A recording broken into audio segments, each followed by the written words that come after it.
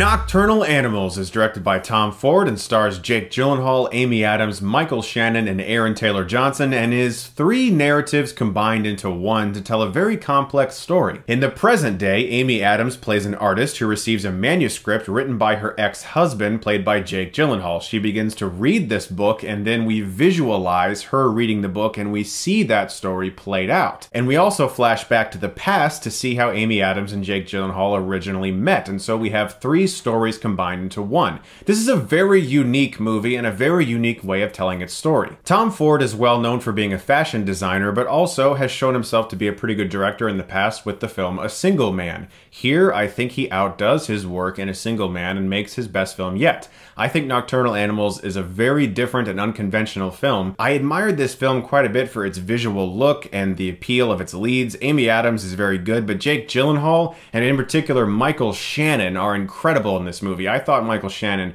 was amazing. And Aaron Taylor Johnson is so creepy in this movie that he genuinely got under my skin. I actually didn't enjoy watching him at times, and that's just praise for his work because he's supposed to be repulsive, and he succeeded in portraying that. If you're the type of audience member that enjoys a film that causes you to think afterwards, that makes you want to go back and see it again through a different viewpoint, films like this year's Arrival or Enemy, strangely enough, both films with Jake Gyllenhaal and Amy Adams, then I think you're really going to appreciate Nocturnal Animals because the first time I saw it, I was like, that was really well directed, extremely well acted, very tense, and I really enjoyed it. But as I began to put more thought into it in the various visuals that Tom Ford utilized in this movie, I began to realize how the 3 storylines really interconnect to make a deeper film than I initially thought it was while I was watching it. Because once you begin to connect these 3 storylines and see how they all work towards a bigger whole, the film takes on a far more different meaning than when I initially saw it, and then I thought about it more, and it just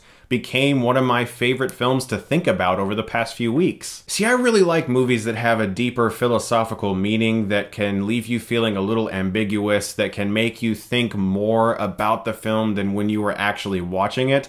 Those types of films that stick with you are rare nowadays. And Nocturnal Animals is to be praised for being a movie that is brave enough to be strange and very different. Its opening credits alone,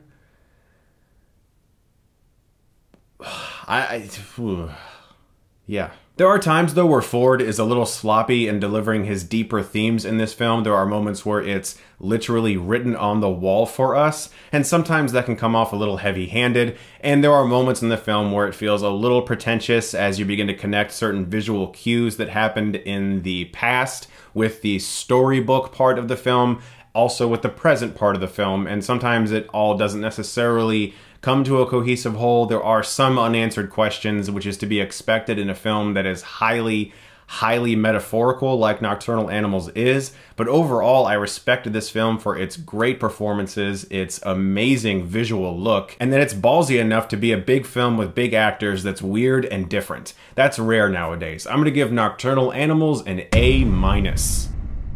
So yeah, if you couldn't tell, this cold I've had is still really kicking my ass. Hopefully I get over it soon. Guys, thank you so much as always for watching, and if you like this, you can click right here and get Stuckmanized.